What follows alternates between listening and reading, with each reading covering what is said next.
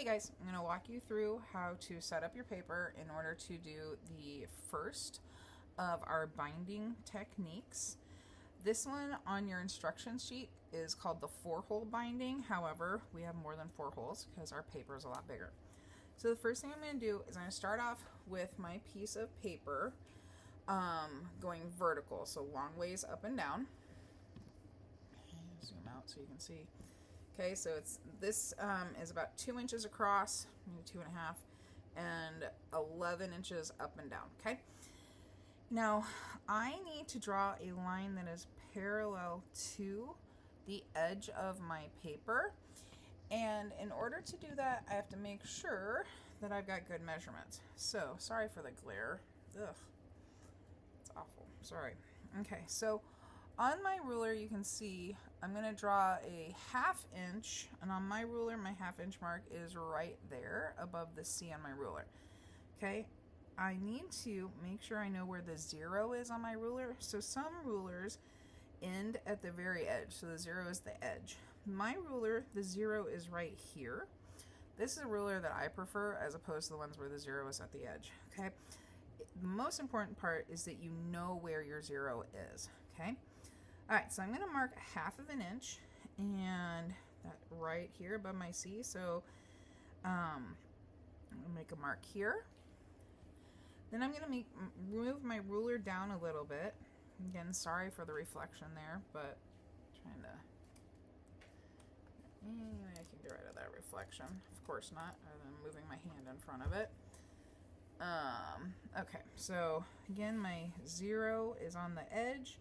I'm going to make a mark at 1/2 inch, and then I'm going to move my ruler down one more time and make a mark at 1/2 inch. So now I have 3 marks that are all 1/2 inch from the left-hand side of my paper. The reason I want to do this is because I'm not just interested in drawing a straight line. I'm interested in drawing a line that is parallel to the edge of my paper. And 3 marks helps me ensure that I'm doing that. After I've made my marks, I'm going to go ahead and line up my ruler along those marks. Anytime I'm using, so 1, I've got a cork back ruler. Those are great because they won't slide.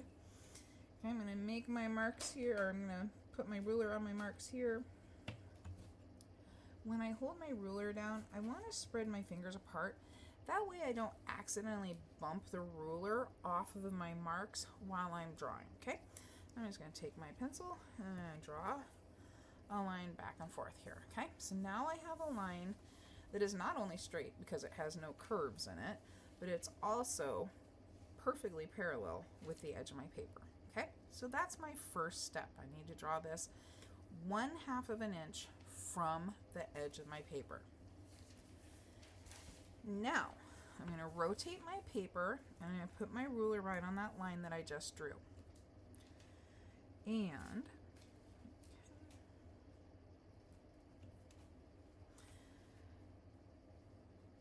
it is just a coincidence right now that these blue lines are measuring up with the full inch marks. Don't ever take that for granted, okay? Just always do your measuring.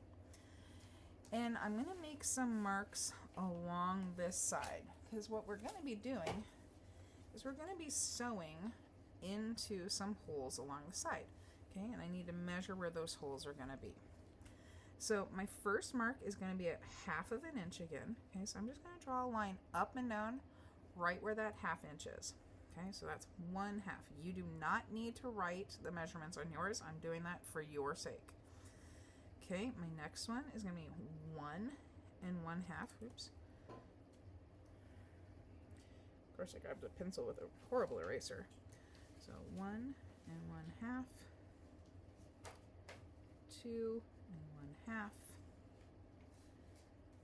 3 1/2, 4 1/2, 5 1/2, 6 1/2. Okay, I'm going to move this a little bit. 7 1/2, 8 1/2,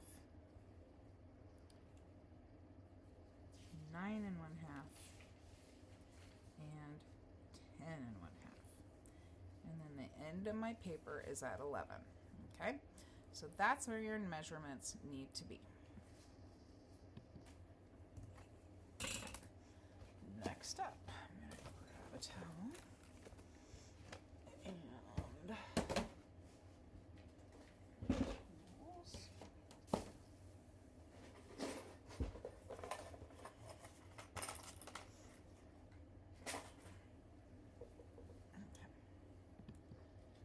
oops. Oh, I thought I hit pause, so you just got to hear me shuffling around. Okay. All right, so next up, what I need to do is I'm going to grab just a towel or a rag. All I need is just a little cushion under my paper here, okay? And I'm going to grab a tool that in ceramics, we would call this a needle tool, okay? Big long tool with a pointy end. When we're talking about applied design and bookmaking, this is an awl, an AWL, okay? So where those lines intersect, so the line that's a 1/2 inch away from the side of my paper and those marks at 1/2, 1/2, so on and so forth, I'm going to poke a hole. Okay, so I'm just going to poke into there. The towel underneath gives me a little bit of a cushion so that that needle tool can go through the paper and not like mess up my desk. Just a little bit of a cushion there. Do your best to be as perfect as possible. Okay. And now what I'm going to do, because the needle tool, the tip of it is smaller than the rest of it, so now I'm just going to go back in and I'm going to kind of widen up those holes a little bit. So just kind of stick it through that hole and then give it a little bit of a wiggle, and that'll widen up those holes and make sewing a little bit easier.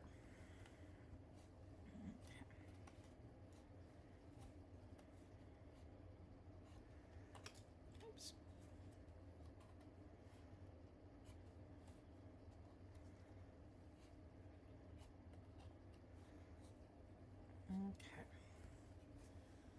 Alrighty. Now, I'm going to push pause. I'm going to erase all these numbers so that they get out of our way here. Alrighty, we're back. So all I've done now is just erase those numbers because you don't need to have those measurements on your paper, but you are going to make the next marks together, okay? Okay, so because I'm right-handed, I'm going to have this row of dots on the right-hand side of my paper, okay? So I've got the line and the row of dots on my right-hand side of paper, and I'm going to number these 1 through 11, okay? If you are left-handed, what I want you to do is put the row of dots on the left side, because you're going to be sewing with your left hand, and you're going to number the holes 1 through 11, okay? So if you're right-handed, put it on the right side. If you're left-handed, put it on the left side. I'm trying to make your life easier. All right, so I'm going to start numbering these. So from the top, 1, 2, 3, 4, 5, 6, 7, 8, 9, 10, and 11. Okay, so we've got an 11 hole binding. Next up, I'm going to grab one of my sewing needles and some embroidery thread. Okay, you'll also hear embroidery thread referred to as embroidery floss. 6 in one, half a dozen the other. So you're going to take your embroidery thread and you need to measure out 4 feet or 48 inches of embroidery thread. And if your thread is tangled, don't pull it tight, just kind of gently work to untangle it. And I know sometimes it can get confusing because you just get this great big mess of thread and it can get really easy to get it all tangled up, okay? The easiest way to measure 4 feet is just to measure 4 rulers, okay? So I'm going to take it and I go 1, 2, 3, 4, and I'm just going to give myself a little tiny bit more just to be on the safe side.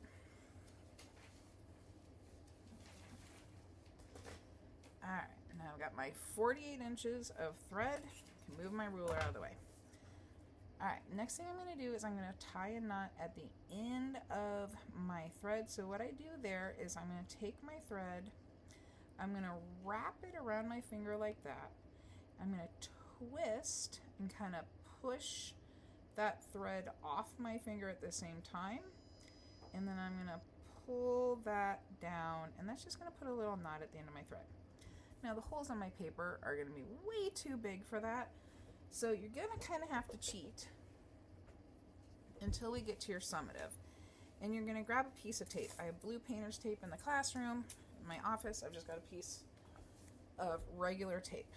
Okay, so I'm going to keep my little regular piece of tape off to the side for a second. I've got a knot at one end. I'm going to thread my needle. Now these are gigantic needles. These are way bigger than we need. I'm going to work on getting you some smaller needles for your summatives. Okay, so it should be pretty darn easy to thread that needle through that hole. Okay, or thread through the hole.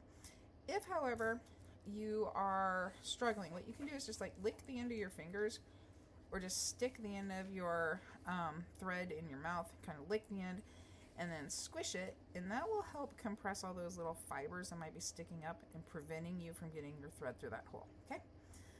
All right, and I'm going to pull it out a little bit, because oftentimes what happens, especially with new sewers, is they keep pulling and they keep pulling their needle off, and we don't want to do that. All right, so here we go. Here's how we're going to start our stitches.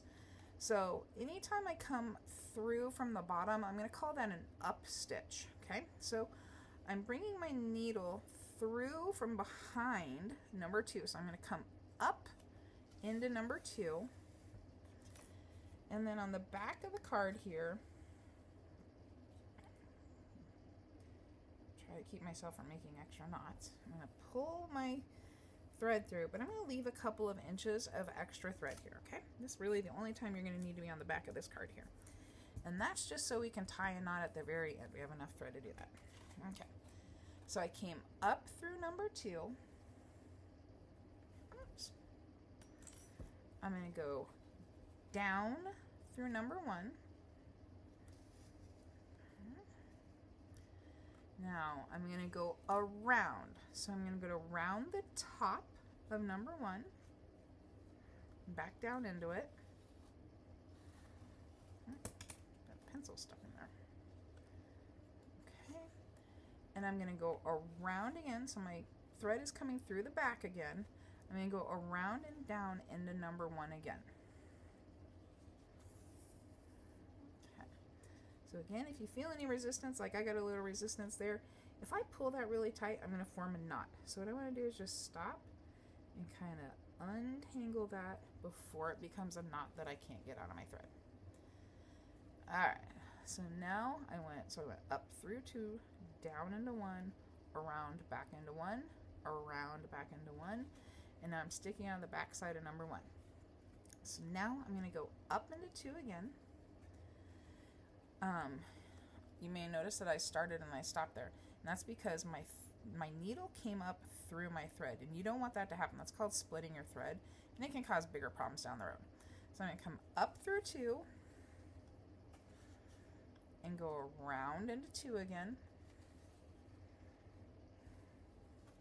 and over to 3.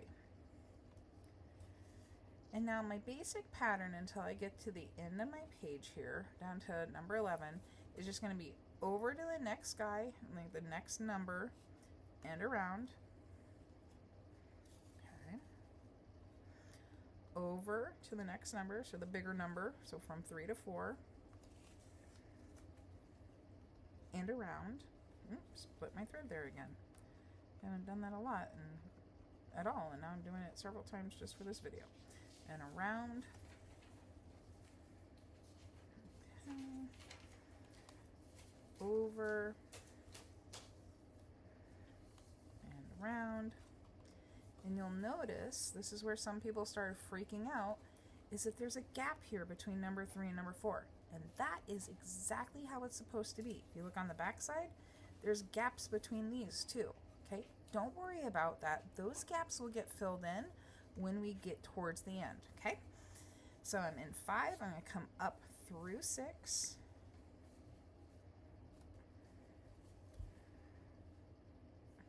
And around. Down through 7 and around.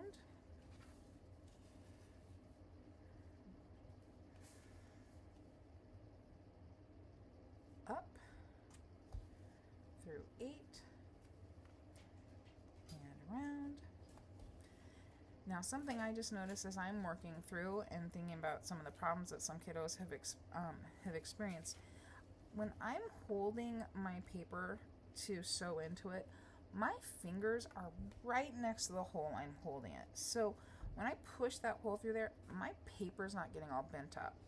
Okay, so keep in mind that you need to like move your hands along as you're going. Okay, so I came up through 8 and around it, down through 9 and around,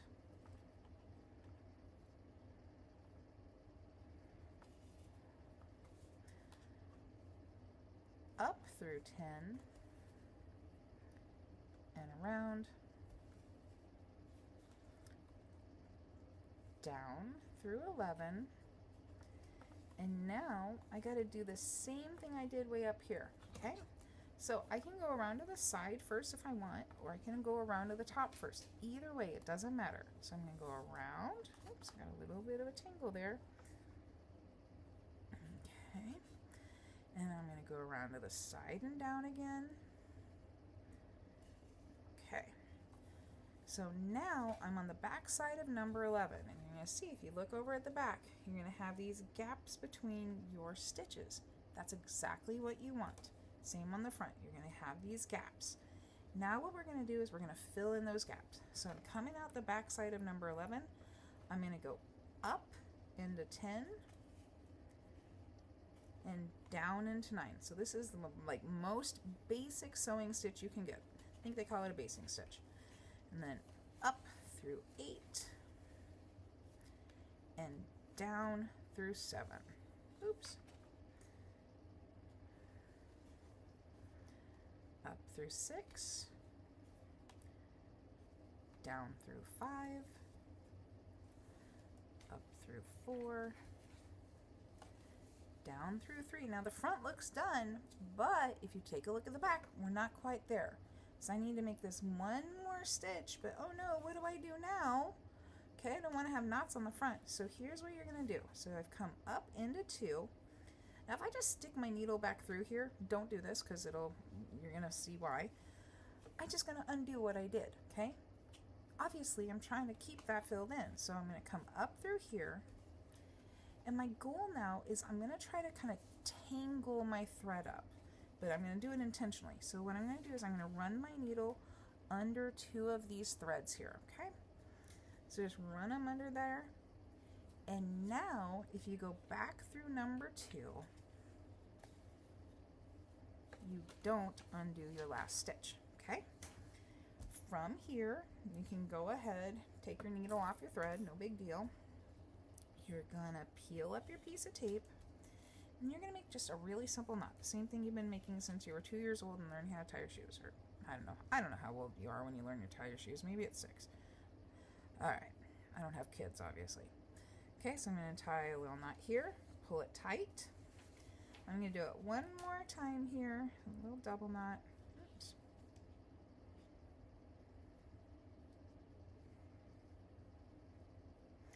Pull it tight. And then I'm going to snip off some of this excess thread. Don't snip it too close because you might accidentally cut your knot, but also if somehow your knot comes untied, if we don't have just a little bit of thread to work with here, there's no way we're going to be able to get it tied back up again, okay?